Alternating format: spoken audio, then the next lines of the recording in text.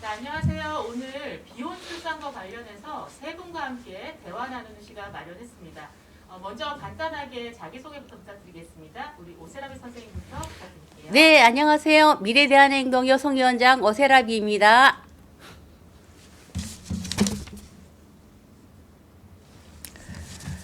네, 안녕하세요. K프로라이프 상임대표 송혜정입니다. 저희 K프로라이프는 낙태 반대 운동과 생명 존중 운동을 하고 있는 여성단체입니다. 반갑습니다. 네, 안녕하세요. 전혜성입니다. 저는 바른인권 여성연합 사무총장이고요. 저희 바른인권 여성연합은 급진 페미니즘과 젠더 이데올로기에 대항하는 전국 여성단체입니다. 네, 먼저 오세라비 선생님께 여쭤보겠습니다. 네. 비혼 출산이 뭔지 알기 네. 쉽게 설명 좀 부탁드릴게요. 네, 우선 비혼이라는 용어부터 좀 정리를 해야 될 것 같아요. 이게 우리 사회에서 어느 틈엔가 미혼도 아니고, 그죠? 비혼이라는 말을 써요. 예. 근데 이 말이 사실은 일본식 용어예요. 일본에서는 미혼을 비혼이라고 이게 표기를 해요. 그러니까 비법률혼, 법률혼이 아닌 경우를 비혼이라고 그렇게 부르는데, 이게 어느 틈에 우리 사회에서 이게 비혼이라는 용어를 쓰는데, 이게 언제적부터 쓰기 시작했냐면은 2010년 무렵이에요. 2010년 무렵에 여성계 일부에서 이 비혼이라는 용어를 조금씩 쓰기 시작했어요. 왜냐하면 그때 내가 이제 나도 그때 이제 여성 단체 일을 했기 때문에 그 용어가 어떻게 나온 걸 좀 알고 있어요. 그래서 조금씩 쓰길래 이상하다. 어떻게 비혼이라는 용어를 저렇게 쓸까? 그러니까 이게 미혼도 아니고 싱글도 아니고 솔로도 아니고 더 강력한 나는 혼인하지 않겠다라는 그런 의지 표현이 비혼이거든요. 그러니까 이것이 이제 요즘 말하는 어떤 그런 사유리 케이스를 보더라도 비혼 출산으로 이렇게 되는 건데 더 이제 그러니까 미혼 출산하고 같은 용어예요.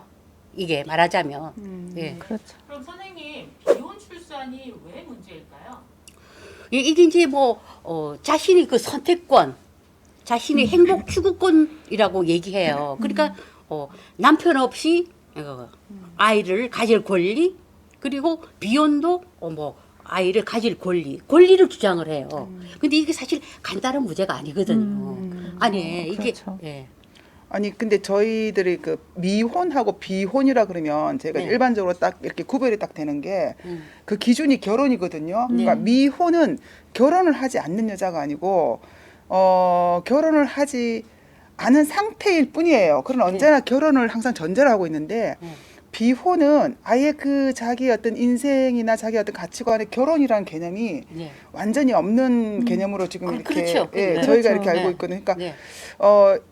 이 마치 자꾸만 지금 우리 젊은 여성들이나 학생들한테 비혼을 자꾸 이렇게 그렇죠. 뭐라고 미화시키는 거는 결혼이 결국은 이 어떤 그 결혼 제도라는 것 자체를 네, 네. 굉장히 부정적으로 보게 하고 네. 우리는 당연하게 있어야 되는 지켜야 되는 가치인데 네. 이 가치관 자체를 없앤다는 느낌에서 굉장히 위험하게 저희가 느꼈거든요. 네, 네. 그리고 네. 제가 볼 때는 이 비혼이라는 것은 굉장히 이렇게 강력하게 내가 결혼을 배제하겠다 내 인생에서 이런 네, 의지가 담겨 있는 단어잖아요. 네, 네. 그래서 이것이 굉장히 급진 페미니즘에서 나온 산물이다. 저는 네, 그렇게 네. 보고 있거든요. 그렇죠. 뭐냐면 이 가족이라는 거, 기존의 전통적인 가족을 그 가부장적인 제도로 보고 그것을 내가 거부한다. 이런 의미가 강하게 담겨 있는 네. 단어라고 생각이 들어요. 네. 그래서 실제로 비혼 출산을 이렇게 주장하는 여성들은 이 비혼 출산이야말로 가정이 가지는 억압적인 그런 가부장적인 굴레에서 벗어난다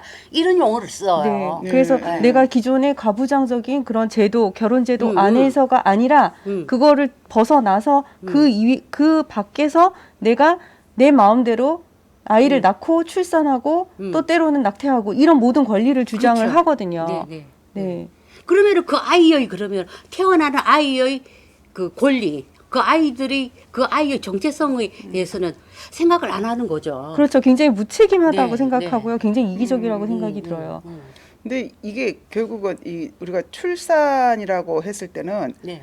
그 인간을 자녀를 낳는다는 거는 한 네. 인격체잖아요. 네, 네. 그리고 그렇죠. 가족이라는 거는 그 인격체가 인격을 형성해가는 아주 기초적인 어떤 그런 구성원의 어떤 그 기본 그 공동체 조직이잖아요.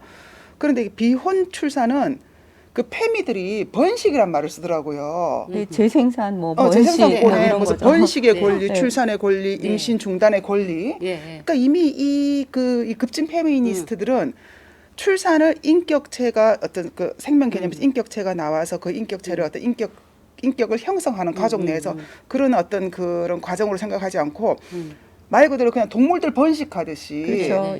그러니까 이건 진짜 어떻게 이런 생각을 인격 말살이거든 결국. 그래서 저는 이게 유물론에서 나온다는 생각을 해요. 인간을 네, 네. 물질로 보고 인간을 동물로 차원에서 네, 네. 보고 네. 인간에게 고유하게 있는 인격이나 이런 네. 존엄성 이런 것들을 굉장히 물질화해서 네. 아주 격화시켜서 보기 때문에 네, 네. 사람을 물질로 보니까 네. 이게 정말 재생산, 네. 번식 이런 네, 단어 동물한테 쓰는 거 네, 아닙니까? 네, 네. 이게 무슨 교미 뭐 네. 이런 네, 이런 네, 것들 네, 네. 그런 것까지 얘네들은 그렇게 저런 식으로 생각을 음. 해서 거기서 나오는 말들이 아닌가 네, 굉장히 네. 우려가 많이 됩니다. 네, 네. 네, 제가 질문 좀 드리겠습니다. 우리 송혜성님께 질문을 드릴게요. 비혼 출산은 생명 존중이 아니다. 이런 말씀을 미리 주셨어요. 혹시 어떤 구체적인 근거가 있을지 한번 여쭤보고 싶습니다. 네, 저희는 이제 낙태 반대 운동을 하는 단체지 않습니까? 그 요즘 굉장히 이슈인데 저희가 이제 그 낙태죄 얘기를 했을 때 출산권에 대한 얘기를 굉장히 많이 했었거든요. 그러니까 낙태죄 자체가 여성의 출산권을 보장하는 의미가 있다. 즉 여성들이 이제 임신을 했는데 출산을 하려고 하는데 낙태를 강요당하는 경우가 있거든요. 그럴 때 이제 낙태죄가 있음으로 해서 그 출산권을 보호받을 수 있다. 그 의미에서 출산을 쓴 거예요. 근데 지금 이번에 그 사유리 씨가 그 비혼 출산하면서 굉장히 어떤 그 여성에게도 출산할 수 있는 권리를 달라. 그 출산권이란 말을 썼거든요. 근데 여기서 말하는 출산과 그 저희들이 말하는 출산은 완전히 다른 거예요. 그게 이제 바로 그 생명윤리적인 측면인데 저희는 그 생명을 내가 원하는 대로 수정을 시켜서 내 욕구대로 만들 수도 있고 또 내가 원치 않으면 없앨 수도 있고 내가 원하면 그대로 낳을 수도 있고 이런 게 아니라는 거죠. 네. 거기는 기본적으로 생명에 대한 가치가 있는 것이 아니고 모든 중심이 나의 극단적인 이기적인 내 욕구밖에 없다는 거죠. 그런데 우리가 어떤 이유로든 임신을 이제 그 계획하지 않은 임신조차일지라도 저희가 생명을 존귀하게 여긴다는 것은 내가 비록 원치 않더라도 그 생명에 대한 어떤 그 가치와 모든 생명은 그 평등하고 모든 생명은 존중받아야 된다는 그 입장을 가지기 때문에 저희는 낙태를 반대하고 어려운 환경 속에 일지라도 그 생명을 지키는 가치를 지켜 나가야 된다 이렇게 보기 때문에 이 비혼 출산에서 말하는 그 생명은 엄격하게 말하면 생명윤리 가치에 입각한 그런 그 출산 방법이 아니라는 거예요. 그래서 저는 이 출산하니까 같은 단어라서 같이 생각할 것 같아서 우리 지금 이 방송을 보시는 우리 그 시청자분들께서도 그에 대한 분별을 정확히 하셔야 됩니다.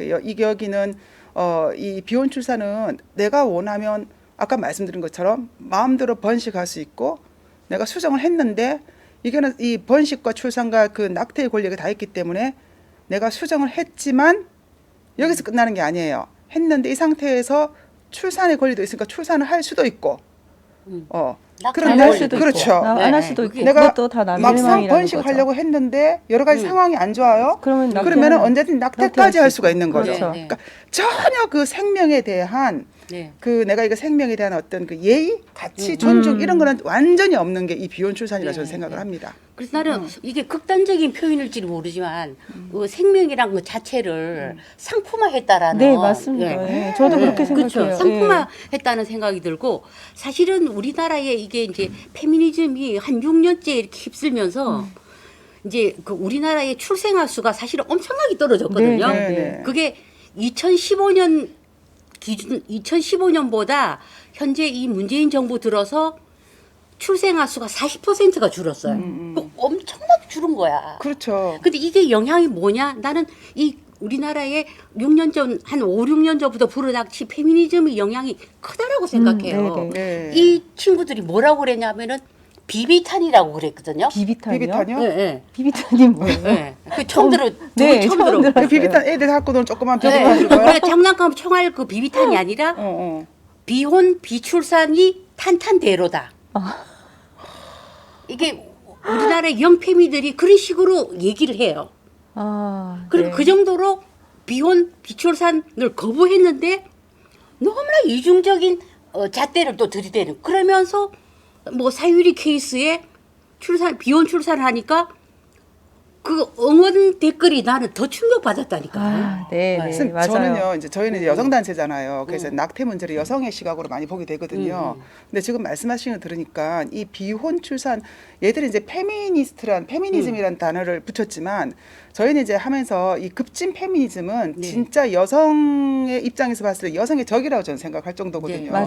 그러니까 지금 아까 그 이제 정자를 기증 이제 받아요. 그거를 뭐 탄탄대로니 아까 뭐 비비탄 말씀하셨는데, 그러면 정자를 기증받을 때 정자에 대한 정보가 있을 거 아닙니까? 네, 네. 아무거나 하진 않을 거 아니에요, 그죠? 네. 그 상대가 누군지 모르지만 모르죠. 네. 기본적인 정보가 있겠죠. 뭐 키가 네, 얼마고, 네. 뭐 지능이 얼마고 이런 아주 네. 외형적인 거. 음. 이렇게 되면 진짜 이건 그냥 상품의 맞춤형 가치거든요. 아기가 나오는 네. 거네요. 네. 어떤 내가 상품을 원하느냐. 네, 네. 그러면은 결국은 그 여성이 내가 굉장히 권리를 선택하는 것인 양 말하지만 결국은 여자도 이게 뭐냐 공장에서 물건 만들어내듯이 여자가 그냥 지금 낙태에 그 반대한 여성들은 여자가 자궁이 공공재냐, 네. 여성이 뭐 국가가 뭐 나라면 낳고 뭐 네. 낳지만 낳지만 이렇게 주장하지만 그게 얼마 사실 되지도 않았어. 한 2년 네. 전에 막 네, 네. 길거리 나와가지고 네, 네, 네. 자궁은 공공재가 아니다. 아니다. 근데 비혼 출산이야말로 응, 여자 자궁을 응. 원하는 정자를 넣어서 굉장히 우생학적 개념으로 괜찮은 그거를 이 생산해내는 네. 진짜 이거는 말 그대로 공공재거든요. 맞아요. 그러니까요. 네, 네. 이 비혼 출산이 열리면요. 사실은 지금 문제가 되고 있는 대리모 네, 네. 같은 거. 네, 또 네, 그다음에 네. 이게 제일 위험한 게 저는 동성혼에서 동성 커플이 아이를 가질 수 있는 합법적인 그렇죠. 길이 합법적인 열린다는 길이 거. 열리죠. 이게- 그렇게 되면 네. 이 아이들이 정말 이렇게 다양한 아이의 인권은 정말 존중되지 않고 그렇죠. 이 아이의 인권은 정말 존중되지 않고 이 아이가 행복한 과정에서 따뜻하게 사랑받으면서 자라날 수 있는 권리를 아예 처음부터 네. 빼앗는 거잖아요. 네, 네. 그런 것들. 그다음에 또 이 여성이 사실은 정말로 그 여성 인권이 저는 가장 침해되는 것들이 이 아이를 임신하고 출산하는 것에 이런 식으로 인위적으로 개입하는 네. 것은 모두 다 여성의 인권을 굉장히 격화시킨다라는 생각이 들어요. 네. 그래서 이제 너가 아버지 뭐 하시노 이런 말은 이제 없어지는 거죠. 그렇죠. 태어나 그럼 할수 보니 없죠. 엄마가 레즈비안이야. 없죠. 네, 맞아요. 태어나 보니 엄마가 없어. 너는 아빠가 네. 없어. 정작 기증은행에서 너 데려왔단다. 그렇죠. 그럼 이렇게 말해야 되나요? 그렇죠. 그렇죠. 아니 누가 너희 그러시더라고. 아버지 어디 계시냐면 아버지 주소 왔다 그런다 그러더라고요. 그러니까요. 아버지 주소 왔다. 아니, 참 사실 이게 우리가 웃을 일이 웃을 아닌데 일이 아니죠. 다들 그쵸, 기가 차서. 진짜 우프네요, 기가 정말. 막히죠. 아니 근데 네. 선생님 저번에 네. 그 우리 여가부 나다움 책 네, 그때 네. 하면 굉장히 우리가 제 분개를 네. 했었잖아요. 네, 네. 근데 그 나다움 책에서 보면은 그 아까 동성애 커플 말씀하셨으니까 아기를 낳는 방법에서 이미 네. 그 초등학교 그 들어가는 네. 여가부 추천 도서에 아기를 낳는 방법이 남자 여자 결혼해서 부모의 어떤 성관계를 통해서 아기를 낳는다가 해서 끝나는 게 아니고 정난자 기증, 정자 기증이 다 들어와 있거든요. 네. 근데 예를 들어서 동성애 남자가 다른 여자의 난자를 기증을 받아서 다른 여자의 뱃속에 착상을 시켜서 애를 네. 낳아요. 네. 그럼 얘의 엄마는 난자를 준 사람이 엄마인지 그 생모가 또 뱃속에 배를 자궁을 자궁을 착상을 빌려준 시킨 것이 엄마인지. 엄마인지 네. 알 수가 없잖아요. 근데 이런 식으로 되면 사실 이게요. 다처제가 되는 거예요. 네, 네. 실질적인 그렇지, 어. 그렇게 되죠. 그러니까 여러 사람의 이 그렇죠. 아버지가 자식이 있는데 여러 사람의 정자와 여러 사람의 난자가 네. 막 혼재되면서 완전히 무질서가 되니까 네, 네. 우리가 말하는 그 생각하는 일부일처제라든지 그게 완벽하게 다 깨져버릴 수 있어요. 네. 그게 그러니까요. 예, 동성혼에서는 안 깨지지만 네. 이 비혼 네. 출산에서는 완전히 깨질 수가 깨지죠. 있거든요. 실제로 그 미국 조지아주에서 한 남자가 전 세계에 36명의 자녀를 정자 기증을 해가 네네네. 근데 이 남자가 네. 정신병자야. 어머, 전과자고 그 이제 그 정자 기증은행에서 다 이렇게 쓴 게 다 허위였어. 가짜 박사기에 사기네요, 사기. 예, 완전 사기였어요. 그래서 이게 어떻게 들통이 났냐면은 그 정자 기증은행에서 이 정자를 받은 그 집에 뭐 서류를 보내면서 모르고 이 남자 신원이 그 서류에 낑겨 들어간 거예요. 그래서 그 집에서 막 검색을 해봤더니 이 남자가 전과자의 강도의 정신병력까지 있었던 거야. 그래서 지금 소송 중이에요. 아니 그런 유전자를 우리가 그 정자은행을 통해서 받아가지고 비혼 출산을 하겠다 그러면 이제 그런 문제들 피할 수 없는 거잖아요. 그렇죠. 확실하게 이게 확실하게 뭐 신원이 검증이 보증된다 안 이렇게 되는 할 수도 거예요. 없는 거네요. 네. 예. 그리고 우리가 정자은행에서 얼마나 이 사람이 유전병이나 이거에 대해서 어떻게 검증할 수 있나요? 그렇죠. 이게 그러니까 아까 그 남자의 사례처럼 그렇게 허위 학력 기재하고 물론 뭐 외형이야 뭐 그렇다 하더라도 네네. 얼마든지 이게 검증이 사실은 굉장히 부실할 위험이 있고 문제가 한두 가지가 아니에요. 그러니까요. 그래서 나는 왜 우리나라 젊은 층이 이렇게까지 박수를 치고 댓글이 막 그 수천 개더라고 응원하는 댓글이. 아, 제가 그러니까 정말 지금 끔찍해요. 저쪽에서 비혼 출산을 주장하거나 이런 여성의 재생산권을 주장하는 사람들의 그 주장을 들어보면요. 일단 가정 자체를 가부장적인 권위적인 네. 남성 중심의 그 아주 네. 구습의 체제로 보거든요. 체계로 네, 보거든요. 네. 그렇기 때문에 이거를 벗어나기 위해서는 이것을 벗어나기 위해서는 이런 제도들을 빨리 법제화를 해야 이런 것들을 빨리 법제화를 시켜야 된다. 그래야 사회가 지금 현상으로 나타나고 있는 뭐 비혼이 많아진다든가 가족들의 형태가 다양해진다. 사실 다양해지는 게 아니에요. 그냥 결혼이 늦어져서 혼자 사는 싱글 남녀가 많아지는 거거든요. 그런데 그것을 다양한 형태의 가족이라는 말로 이렇게 약간 초점을 흐리게 그렇게 표현을 하면서 이 다양한 형태의 가족을 통해서 이 국가를 유지할 수 있는 어떤 제도를 만들려면 이 비혼 출산을 허락하는 것이 시급하다. 막 이런 식의 논리를 가지고 있거든요.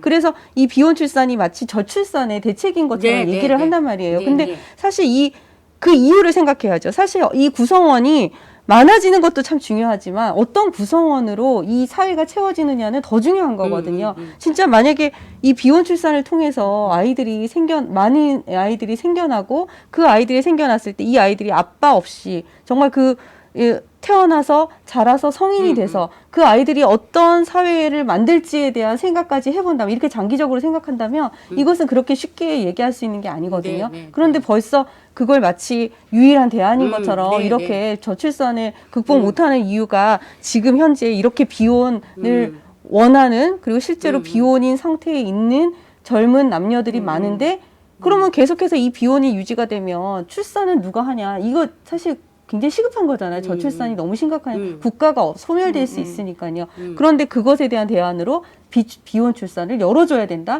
이거는 근본적인 대책을 해결할 수도 없을 뿐만 아니라 정말 이 여성을 굉장히 상품화하는 굉장히 그래서 인간의 생명을 상품화하는 네, 아주 네. 저질스러운 생각이라고 생각해요. 제가 이번에 전혜성님께 아, 드리는데 비혼 출산과 낙태는 어쩌면 같은 뿌리일 수도 있다고 미리 말씀을 네, 드렸거든요. 네, 네. 이게 어떤 의미일까요?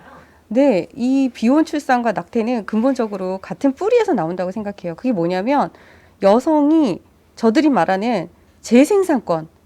그러니까 내가 아이를 낳을 수 있는 권리, 임신할 수 있는 권리, 출산할 수 있는 권리, 또 때로는 낙태할 수 있는 권리가 다 나한테 있다는 거예요.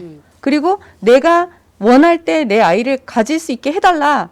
이런 요구거든요. 그런데 사실 그런 의미에서 비혼 출산하고 낙태는 뿌리가 같아요. 그러니까 이 아이를, 그러니까 아기를, 한 사람의 인격체로 보는 게 아니라 나의 소유로, 나의 몸의 어떤 일부 정도로 보고 내 마음대로 내가 원하면 만들었다가 내가 원하지 않으면 없앨 수도 있게 이렇게 만드는 거거든요. 그래서 그런 의미에서 이것은 뿌리가 같다라고 저는 이해하고 있습니다. 예. 네, 네.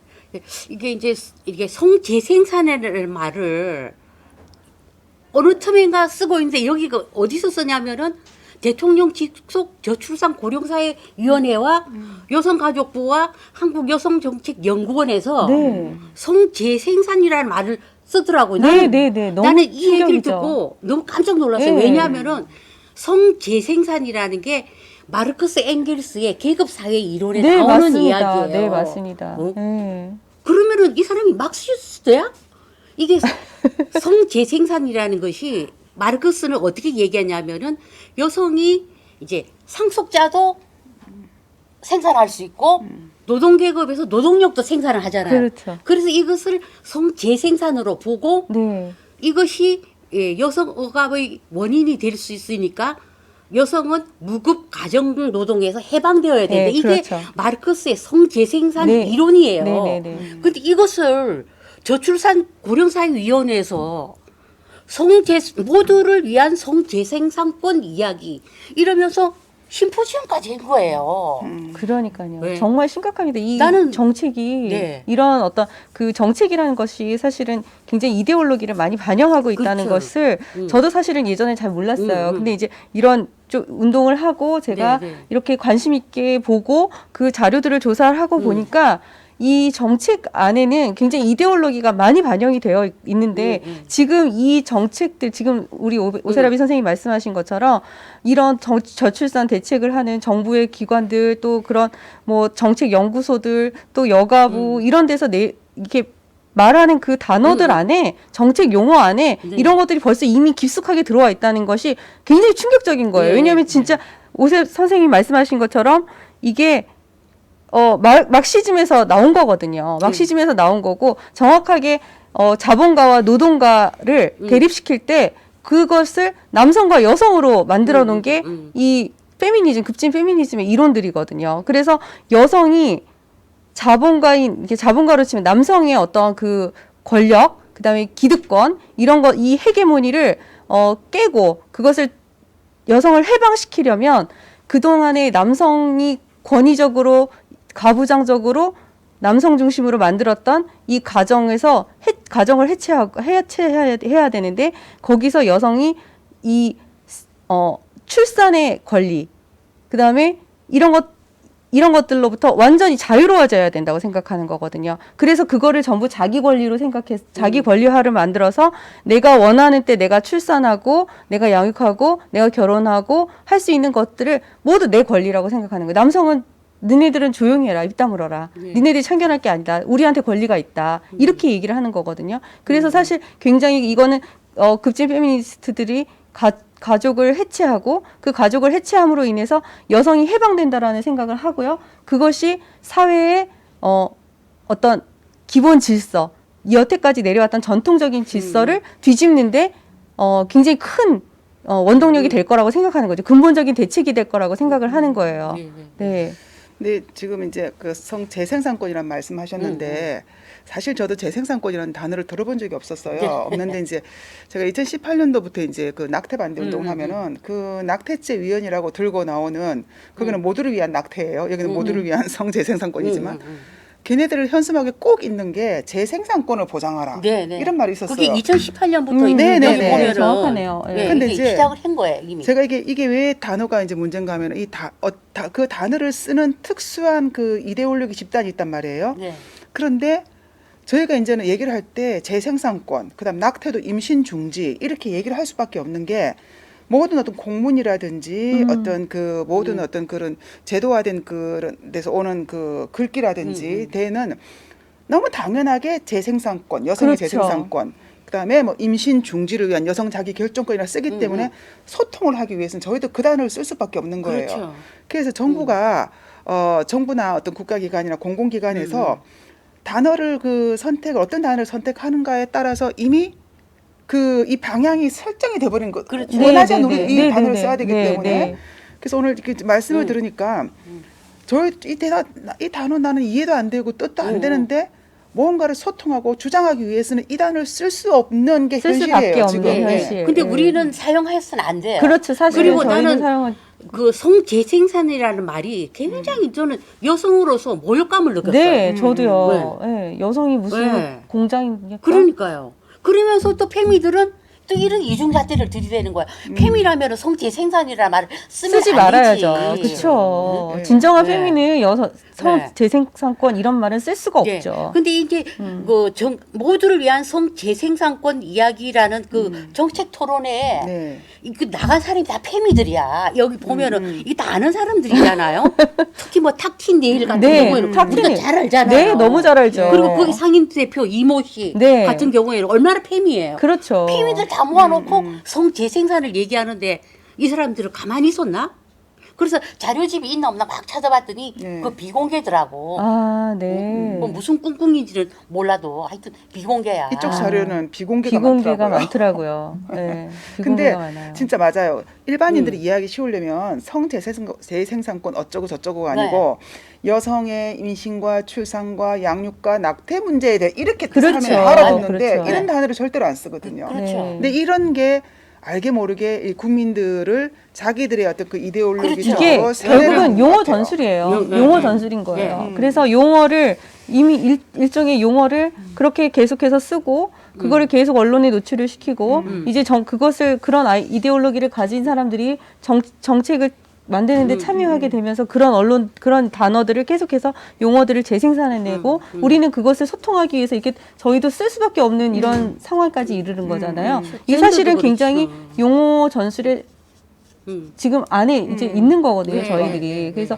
저희들도 사실 이런 문제를 얘기할 때 굉장히 껄끄러운 게, 쟤네들이 용어를 써야 되는 이 써야 현실, 되죠. 이게 굉장히 사실은 화가 나거든요. 그렇죠. 젠더라는 말도 나는 네, 사용 그렇죠. 안 하고 싶어요. 저는 네, 비혼이라는 말도 성인지 이런 거 안 하고 싶어요. 안 쓰고 네. 싶어. 네. 그냥 남녀의 네. 정상적인 성관계를 통해서 그 아기를 갖지 않는 것이 정상인가 이렇게 말하면 되는데 그렇죠. 거기다가 비혼 막 이쁘게 만들어 놓으니까 네. 그냥 애들이 환호를 하고 있어요. 굉장히 네. 아니 이 세련되고 자발적 멋진- 자발적 비혼모는요 너무 웃기는 게 사실 미혼 상태에서 아이를 가진 거는 미혼모나 비혼모나 똑같지 않습니까? 네, 그 결과적으로 똑같은 보면 얘기인데. 상황으로 보면 근데 그러니까. 미혼모는 굉장히 뭔가 아주 힘들고 어렵게 이 미혼의 상태에 이르러서 누군가의 도움 없이는 살아갈 수 없고 막 이렇게 궁색하고 초라하게 그려지고 그런데 비혼모는요 어떤 이미지가 지금 만들어지고 있냐면요 뭐 새로운 고액의 트렌드? 연봉에 신상품이야? 고액 연봉을 받는 예. 그러니까 아이를 내 혼자도 키울 수 있는 굉장히 성공한 여성이 어떤 누릴 수 있는 권리처럼 이렇게 그려지거든요. 그 말씀 굉장히 하시니까 문제인 것 같아요. 이들의 그 아까 제가 굉장히 이기적인 욕구를 표현하는 거라고 했잖아요. 비혼 출산이 마찬가지로 비혼 출산의 모든 가치는 돈이라는 거예요. 네, 네, 그게 맞습니다. 그 항상 근거가 뭐냐면은 저 여자는 자기 돈도 있고 능력도 있으니까 애를 키울 수 있으니까 출산을 하면 뭐 좋은 거 아니야? 그런데 또 미혼모나 그런 거는 돈도 없고 능력도 안 되면서 애를 낳아서 왜 고생을 시켜?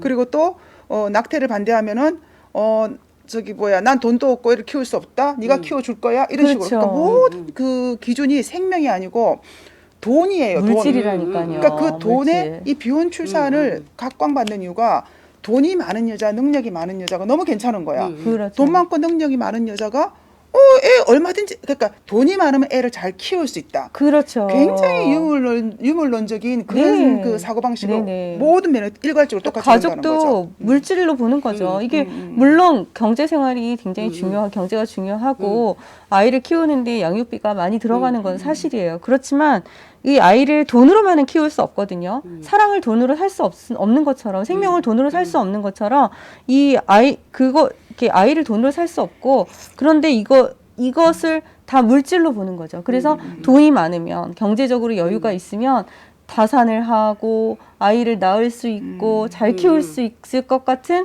어떤 그런 이미지, 그런 마인드를 계속 그러니까, 저희가 그걸 네. 심겨오지 않아요, 저희 안에. 비혼 자체도 이제 계급적인 요소가 네. 들어가고 네. 그리고 사실은 골드비스들이 또 많아요. 네. 사실은 연봉 1억, 2억도 많아. 그렇죠, 맞아요. 그러면은 정말 그 아이를 정자은행을 통해서 우수인자를 갖고 싶은 마음도 있는 거야. 뭐 머리가 노랗고 눈이 파랗고 키가 뭐 한 190 네. 덴마크 네네. 노르딕 스타일로 선생님 그 말씀 하시니까 정자만 기증받는 게 아니고 요즘에 이렇게 여성들이 골드미스가 많고 나이가 많이 들어도 결혼 안 하잖아요. 그래서 자기 젊었을 때 자기 난자를 올려놓는 게 그래, 유행이래요. 네, 맞아요. 그러면은 이게 거꾸로 남자들이 나는 비혼 남자도 있을 거 아니에요. 있죠. 난 결혼을 하기 싫고 여자들하고 같이 살기는 싫고 애는 갖고 싶어.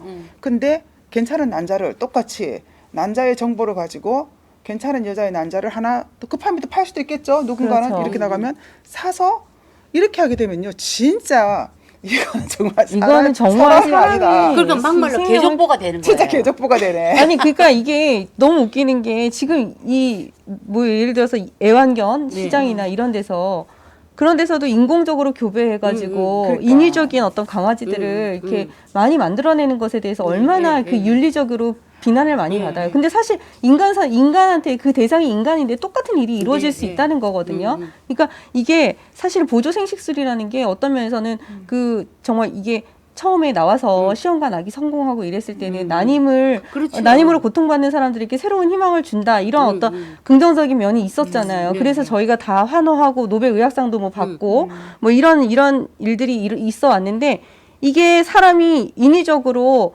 그렇게 생명을 만드는데 이렇게 만드는데 관여를 하기 시작하니까 여기까지 흘러온 거예요. 사실은 이게 굉장히 윤리적으로 심각한 게 뭐냐면요. 이 시험관 아기 같은 걸 하잖아요. 그랬을 때 이 시험관 아기 성공률을 높이기 위해서 난자에다가 이게 여러 배아를 만들 수 있게 그렇게 주사를 하는 경우가 많은가 봐요. 그러면 여기서 태아가 그러니까 여러 개가 배아가 만들어지는 거예요. 근데 그 중에서 하나만 살리고 그렇죠. 나머지는 죽이는 거예요. 그 이거를 그렇겠죠. 선택적 유산이나 이렇게 얘기를 표현을 하더라고요. 그러면 이 나머지 애기들은 낙태되는 아기들이랑 똑같은 거예요. 그러니까 이거를 내가 선택할 수 있다는 거 이게 참 너무나 비윤리적이죠. 네, 그러면 저희 오세라비 선생님께 질문 좀 네, 네. 드릴게요. 쭉 얘기 들었지만 그렇다면 바람직한 정말 앞으로 출산 장려 정책 과연 어떤 게 있을까요?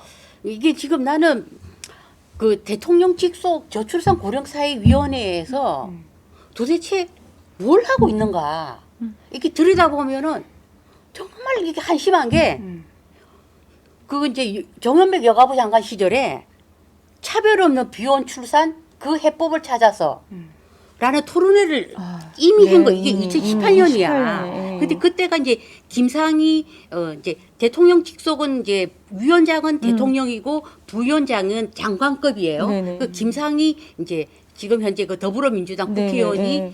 그 저출산 고령사회위원회 부위원장을 부위원장이었어요. 그 시기였어. 그 벌써 차별 없는 비혼 출산 이거 얘기를 하면서 뭐라고 하냐면은 내가 이게 충격적인 게 정상 가족의 굴레를 넘어서는.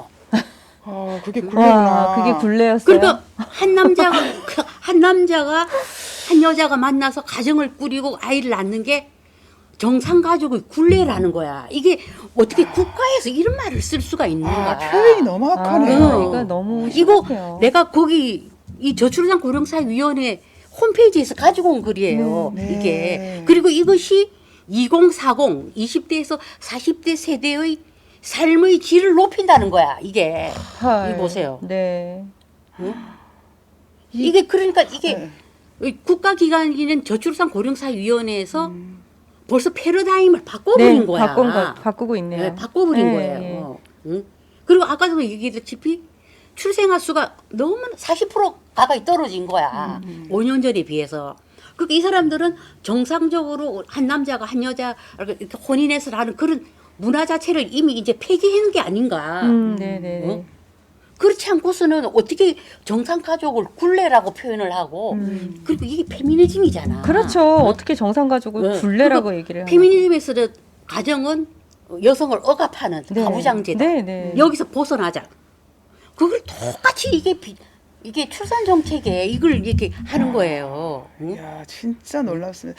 이게 말이 안 된다는 게요. 응. 저희 심리학의 기본인데 인간이 이게 저도 자랄 심리학 전공하죠. 네, 저 심리학 전공이거든요.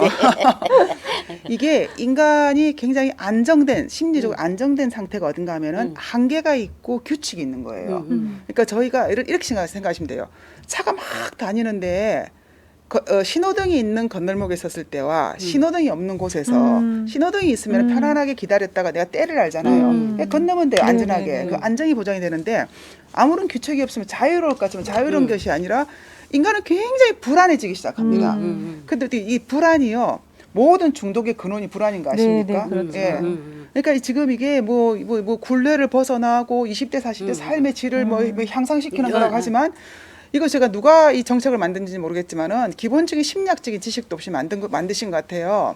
이게 국가가 법이 있고 그런 법도 필요 없죠. 근데 법이 있고 어떤 규칙이 있고 정책이 있고 이렇게 하는 거는 국민들이 안전하게 그리고 자기의 정체감을 잘 형성해가면서 건강하게 자랄 수 있는 아주 기초적인 이 방법이거든요. 근데 이 모든 거 싹 다 없애버리고 그게 마치 자유롭고 이런 것처럼 근데 지금 이 보시면은 이런 정책을 그 외국 사례 같은 것도 보면은 그 이후에 그 10대나 20대들의 그 어떤 중독 현상이라든지 중독이나 그런 자살이나 어떤 혼란스러운 그쵸 음. 자살이라든지 그런 것들이 굉장히 많이 일어나고 있는 것도 같이 좀 연구를 해보실 좀 필요가 그래서 있습니다. 이게 저출산 고령사회위원회를 나는 벌써부터 이 자체가 나는 없어져야 된다는 그런 주의였어요.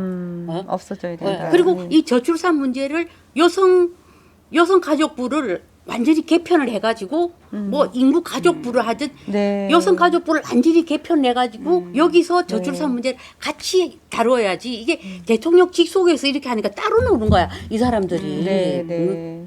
그 이미 정상적인 혼인관계 이거는 이미 이 사람들은 생각 밖이야. 오히려 이 사람들이 비혼을 장려하잖아. 아니 근데 이게 사실은 그러면 이 저는 얼마 전에 그 사유리 씨 사건에 대해서 이제 모 야당의 여성 정치인이 그걸 너무 환영하는 아, 그런 배현진 씨? 예, 그걸 봤어요. 너무 충격이었어요. 자랑스럽다. 왜냐하면 이게 그래도 그 국힘당은 어쨌든 우리나라에서는 보수 정당 아닙니까? 네, 그리고 네. 보수적인 가치를 추구한다 그렇죠. 그러면 그런 이데올로기 위에 명확하게 당이 이렇게 세워져 있다면 사실은 건강한 가족을 굉장히 지원하는 그런 어떤 이념을 가진 사람들이 그 자리에 있어야 되고 네. 또 그런 정책들을 만드는데 국힘당이 이제 애를 써야 될 텐데 예. 어떻게 저쪽 편에서 지금 이게 사실 이데올로기의 반영이라고 제가 네, 말씀드렸잖아요. 정책 안에 네. 이데올로기 반영되어 있고 이미 대통령 그 직속 산하에 이런 저출생 대책위원회라는 곳에서도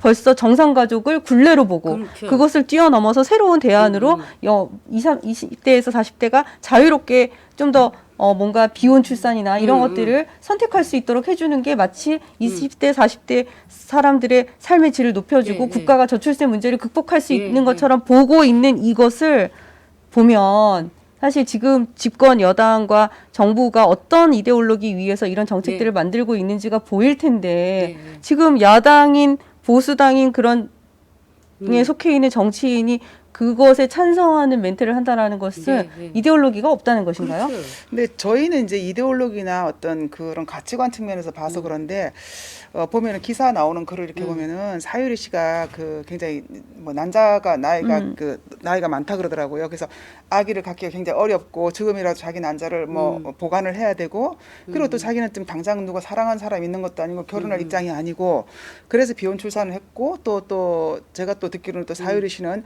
기본적으로 그 결혼이라든지 어떤 그 가족이라든지 그런 거를 자기는 옹호한다. 네.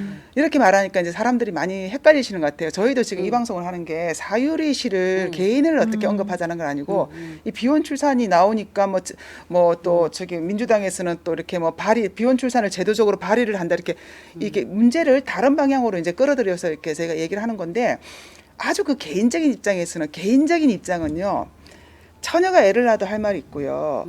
핑계 없는 무덤이 없다는 말이 있잖아요. 그래서 개인으로 들어가면은 이해를 못 해주고 용서 못할 일은 아무것도 없습니다. 근데 지금 그래서 그런 어떤 개인적인 아주 그 특수한 너무나 동정심을 일으킬 수 있는 특수한 상황으로 몰아가면서 이걸 아름답게 미워하는 거는 굉장히 분별해야 된다는 거예요.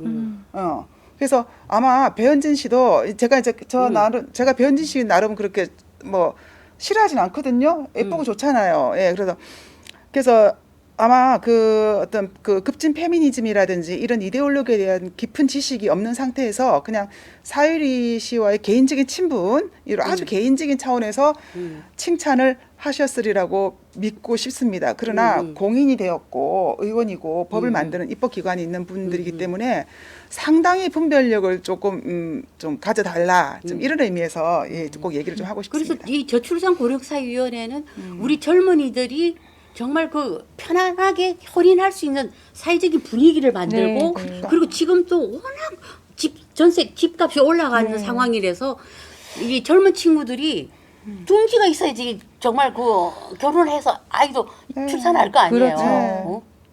무슨 뭐 전세값이 뭐 7억 8억 막 네. 보통이고 하는데 국가에서 이게 저출산 이거를 극복을 하려면은 우선 정상적인 혼인할 수 있는 분위기와 사회 분위기와 집값 안정 이런 걸 모든 걸 같이 놓고 해야지. 네, 맞습니다. 아니 네. 무슨 비혼 출산 해법을 찾아요? 거기다 낙태는 합법하고. 합법화하면서 아니 저기 제가 정확히 기억은 안 나는데 한 작년인가 재작년인가 그 어떤 심리학자가 연구를 했어요. 했는데 왜 이렇게 결혼을 늦게 할까, 결혼 안 할까 했더니 많은 이유가 결혼을 해서 해봤자 지금 내가 누리고 있는 이 환경보다 더 좋지 않다고 생각을 하는 그렇죠. 거예요. 그렇죠. 근데 저희 나라가 우리나라가 죄송합니다. 저희 나라에 많이 혼났어요. 우리나라가 사실 보면 굉장히 발전하고 했는데 언제부턴가 헬조선이라고 말을 하고 굉장히 그 살기 어려운 이게 눈으로 봐도 이게 말이 안 되는 소리거든요. 그러면서 굉장히 앞으로 살아갈 게 굉장히 힘든 나라. 그 자녀를 키워도 자녀 키우는 건 사교육이다 뭐다 우리 다 키워봤지만 사실 그렇게 힘들지 않아요. 근데 바깥에서 말하는 건 자녀 키우는 게 무슨 엄청난 고난인 것처럼 네네. 이렇게 얘기를 하니까 이제 결혼도 늦어지고 결혼해봐야 더 좋을 게 없으니까 당연히 결혼 안 하죠. 그러니까 진짜 저출산 정책을 하려고 그러면 아까 우리 오세라비 선생님 말씀하신 것처럼 이거는 국가가 정책적으로 얼마든지 할 수 있다 저는 생각을 하거든요. 그럼요. 결혼을 하는 게 더 좋다. 결혼을 해서 애를 낳아서 키우는 게 덕이 된다.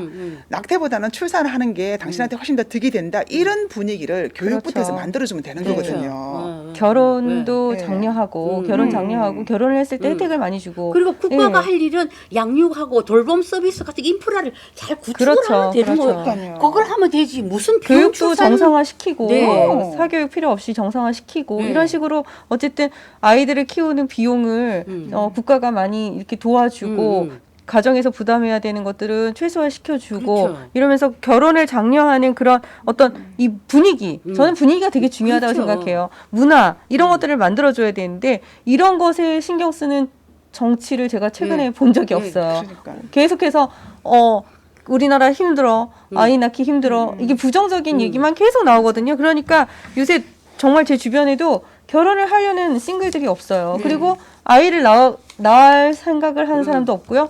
아이를 낳더라도 많이 낳는 건 원하지 않아요. 근데 그런 분위기를 바꾸려면 지금이라도 계속해서 그 결혼을 장려하고 결혼했을 때 결혼한 사람들에 대한 혜택을 주고 많이 주고 그러니까 혼자 사는 것보다 둘이 사는 게 낫다 이런 생각을 들게 하는 그런 제도적 그렇죠. 장치들과 그런 분위기, 그런 그렇죠. 운동들을 해야 되지 않나. 그렇죠. 그래서 저는 이 벗어나야 되는 정상 가족은 벗어나야 네. 되는 게 아니고요. 네. 정말 정상 가족은 정상 가족이고요. 정상이죠. 네. 예, 남성과 여성이 만나서 결혼을 해서 가정을 이루고 그 안에서 아이들을 낳고 아이들을 키우고 그렇게 해서 가정이 계속 건강성을 가지고 갈 수 있도록 국가가 도울 책임이 있다고 생각해요. 왜냐하면 네. 이것은 미래 사회 구성원을 내가 그 국가로서는 계속해서 확보하는 일이잖아요. 네, 굉장히 네. 중요한 일인데 그렇죠. 이게 왜 자꾸 결혼 밖에서 뭔가 아이들을 키울 수 있게 낳고 길을 어떤 그런 여건을 마련하라 그런 걸 그러는지 국가가 앞장서가지고 네, 그거 국가가 앞장설 일이 아니죠. 문제로 어떻게 그런 문제들이 나타나면 국가는 그거를 해결하기 위해서 도와야 되긴 하지만 그 근본으로 돌아가서 이런 문제가 양산되지 않도록 이런 현상이 나오지 않도록 근본적으로 어떤 그런 대책을 세워야 되는데 늘 이런 현상이 일어나니까 이런 현상 막기. 그럼 언제까지 이걸 들어주겠어요? 그럼 이제 만약에 자발적 미혼 뭐 해가지고 여성이 그러다가 이제 남성이 나도 아빠가 되기 위해서 난자가 필요해서 그런 난자만 받아서 안 되잖아요. 대리모가 필요하잖아요. 필요하지. 그것까지 허락해 줄 건가요? 그럼 동성 커플 허락해 줄 건가요? 이런 것들을 다 생각해 봤을 때 너무 근시안적이다. 이렇게 정책을 만든다 그러면 이거 국가에 미칠 파급, 국가의 미래에 미칠 영향을 생각해 봐야 된다. 이런 그런 말씀 드리고 싶습니다. 그리고 네. 우리가 정말 최근 들어서 남녀 관계가 이렇게 우리 건국 이래 이렇게 남녀 갈등이 벌어지고 거의 무슨 홍해 바다 갈라지듯이 쭉 갈라졌잖아요. 그렇죠. 이걸 누가 만들었냐는 거야. 이런 분위기를. 요즘에 초등학생들도 이렇게 선 긋는 거 아시죠? 그러면서 이렇게 만지면 야 이거 성추행이야 이런 식으로 이런 식으로 얘기하는 거 아시죠? 애들이. 그리고 이런 분위기를 누가 만들었냐고요. 이게 여성계, 페미계. 그리고 언론. 언론. 그렇게 제가- 만들어 놓고서는 이제 와서 비혼 출산 해법이야?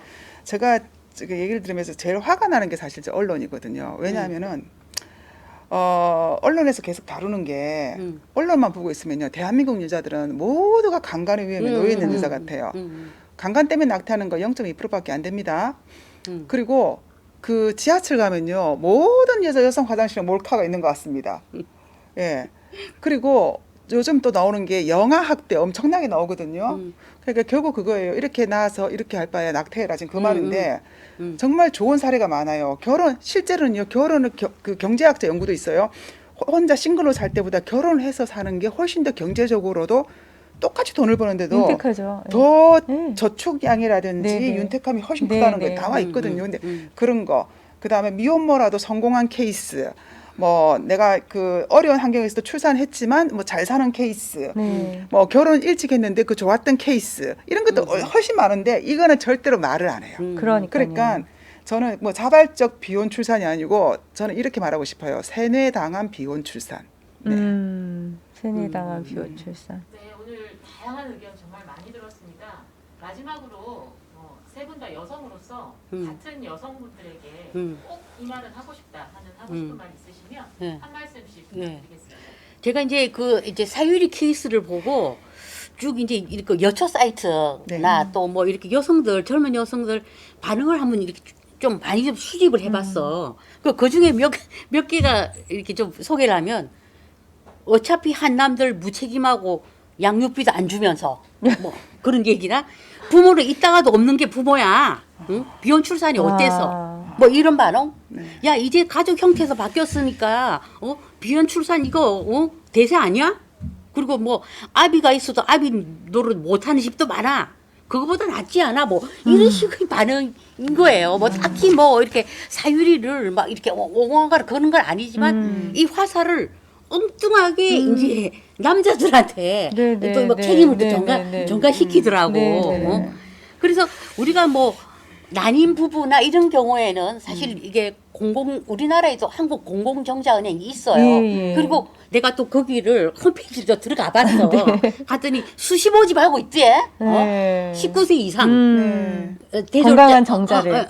대졸자고 네. 19세 이상인데 수시 모집을 하고 있어 지금도. 네. 근데 이제 그게 난임 부부와 또 이제 이렇게 실업용으로 네. 이제 필요하니까 네, 네. 이제 지금도 수시 모집을 하고 있어요. 네, 한국공무원행이. 네. 그래서 저는 이런 식으로 추세가면 우리도 국내 국가 정자은행이 아마 곧 설립이 될 것 같아. 이런 식이면은 시간 문제 아니겠어요? 그렇죠. 이런 식이면은.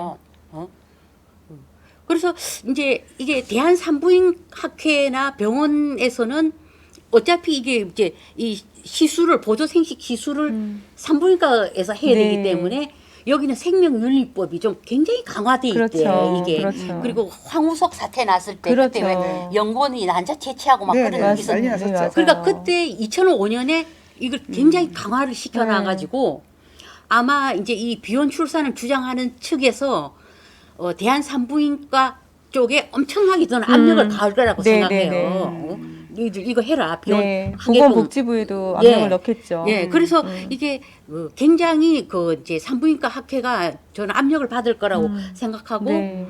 또 이제 이 국가 정자은행도 이런 식이면은 곧 이제 그 설립이 가능해지지 않을까. 네. 라는 그런 생각이 들기 때문에 우리가 오늘 이제 이런 그래서 우리 여성들이 정말 그 좀 깨어나야 돼요. 이걸 단순히 뭐 그냥 겉만 볼 게 아니라 정말 우리 그 차세대, 우리 다음 세대가 어떻게 살아갈 것인가. 그리고 우리 사회라는 것이 어떻게 지속이 돼? 한 남자가 만나고 가정을 꾸리고 뭐 이런 사람들이 다 이렇게 우리 사회가 지속되는 그 문명의 원동력이잖아요. 네, 네, 네. 근데 그런 걸 자꾸 기본을 없애버리는 거야. 네. 근본을 허트려버리는 네. 거죠. 응? 그러니까요. 그래서 정말 우리가 그거 막 찬성하고 박수할 게 아니라 저는 왜 남성들도 왜 젊은 남성들이 여기에 또 응? 뭐라 그러는지 알아요? 어차피 쓸모없는 정자 뭐 이런 식으로 얘기해. 스스로 예, 이렇게 스스로 그렇게 말을 하더라고. 남자들이 너무 비참하게 됐네요. 네. 그리고 남성들도 좀 상황을 좀 제대로 알아야지. 다 거짓말에 지금 다 쏟고 있죠. 네. 더 쏟고 있고. 저는 이제 여성 단체니까 이제 정말 여성의 입장에서 말씀드리고 싶어요. 부정할 수 없는 여성의 본능이란 게 있어요. 비혼 출산을 하게 되면 내가 여성이 굉장히 자유롭고 마음대로 내 몸을 내 마음대로 말 그대로 막 이렇게 해서 어지간한 권리를 누릴 것 같지만 여성은요 기본적으로 관계지향적인 특성을 가지고 있습니다. 그래서 그 관계 속에서 사랑받고 사랑 주고 사랑 나누고 이러면서 그 자기의 정체감이나 삶의 충만감이나 기쁨이나 그런 것들이 있거든요. 비혼 출산하시고 하면요 그 외로움에 여성들은요 스스로 정말 그 우울증과 자살까지 정말 지옥 같은 삶이 될 거예요. 그래서 저는 그 여성의 입장에서 이 어리석은 선택을 함으로 해서 스스로 이 어두운 터널로 들어가지 않기를 정말 간곡히 정말 바랍니다. 절대로 쏙지 마십시오. 꼭 가족 이루시고 자식 낳으시고 그래서 애기 자식도 키우고 또 이렇게 남편 사랑도 받으시고 내가 자식 낳아서 또 애기 아빠한테 사랑도 받으시고 이렇게 정상적으로 했을 때가 가장 여성이 행복해지는 건 이거는 고리타분한 이야기가 아니고요. 이거는 맞는 말입니다. 이건 온갖 심리학자들도 학자들도 얘기하는 것입니다. 여성의 특성에 대해서. 네. 우리 송 대표님은 심리학을 전공을 하시고 오랫동안 상담하셨기 때문에 그런 쪽에서 많이 말씀을 해주신 것 같아요. 저는 그 이제 페미니스트들이 얘기하는 게 여성이 내가 가장 행복할 때 아이 낳고 싶으면 낳을 수 있는 게 내 권리라고 얘기를 해요. 근데 그 행복할 때라는 게 얼마나 막연한 기준인지 다들 아실 거예요. 인생이 그렇게 내가 행복할 때가 있고 행복하지 않을 때가 있고 그런 때가 오면 내가 뭘 할 수 있고 이렇지 않거든요. 인생이란 전 뭐 이렇게 그렇게 오래 산 건 아니지만 저도 이렇게 아이를 낳고 기르고 결혼하고 이런 모든 이 시간들을 지나면서 내가 행복했을 때 결정한 것이 없었어요. 그냥 결정했더니 행복하더라고요. 결정했더니 그것을 감당했더니 나중에 행복이 오더라고요. 결혼 생활도 힘들었을 때가 있었고 남편과의 관계가 힘들었을 때도 있었고 자녀 양육도 힘들 때가 있었어요. 그리고 저는 아이를 출산하면서 죽을 뻔하기도 했었어요. 그렇지만 그것을 결단하고 내가 그 일을 행했을 때 저한테 행복이 오더라고요. 그래서 우리 젊은 여성분들이 특별히 이런 페미니스트들의 주장에 속지 않으셨으면 좋겠어요. 네. 정말 간곡히 부탁하는 게 내가 행복해질 때 뭘 해야 된다라는 것은 그것은 사실 말이 안 돼요. 내가 인생을 결정할 수가 없거든요. 내 인생을 결정할 수 있다라면 굉장히 그게 정말 좋고 되게 내가 당당하고 나한테 그런 권리가 있죠. 내가 선택할 수 있는 권리가 있으니까. 그렇지만 인생이 그렇게 내가 생각한 대로 가지 않거든요. 네, 그래서 내가 결혼을 선택하고 내가 자녀를 갖기로 선택하고 내가 아이를 낳고 기르기로 선택하면 힘든 과정도 있지만 분명히 행복해진다. 그것을 말씀드리고 싶고요. 우리나라 대한민국의 여성들이 이런 그 페미니스트들의 그런 사실은 이데올로기가 반영된 메시지들인데 그 메시지들을 속지 않고 정말 내가 자랐던 것을 또 생각하시고 내 부모님이 나를 낙태하지 않고 낳아주신 것, 또 나를 힘든 가운데에서도 길러주신 것, 우리 사회가 좀 더 많은 감사를 회복했으면 좋겠어요. 그래서 내가 지금 현재 여기까지 올 때까지 나 혼자 살지 않았다는 거, 많은 사람들의 수고가 있었고, 많은 사람들의 노력이 있었고, 그 안에서 내가 여태까지 살아왔다라는 것을, 그것을 잊지 않고 그것에 감사하면서 내 인생도 나도 누군가를 돕는 사람의 인생으로 그렇게 살 수 있는 그런 마인드를 가지시면 좋겠습니다. 네. 예. 자, 오늘은 세 분과 함께 비혼 출산의 문제점과 향후 출산 정책에 대한 방향까지 얘기를 나눠봤습니다. 네. 세 분이 부호를 맞추신 걸로 알고 있어요. 네, 네. 자, 시청자분들께 인사 부탁드립니다. 네. 출산은 남녀가 함께.